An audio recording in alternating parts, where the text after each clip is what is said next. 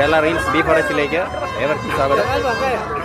Kainagiri boat റേസിൻ്റെ ആദ്യത്തെ ഭാഗമായ മാസ്റ്ററിലാണ് ഇപ്പോൾ ആരംഭിക്കുന്നത്.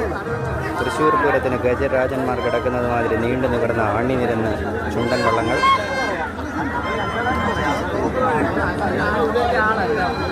ഇതാണ് വള്ളംകളിയുടെ ഫിനിഷിംഗ് പോയിന്റ്.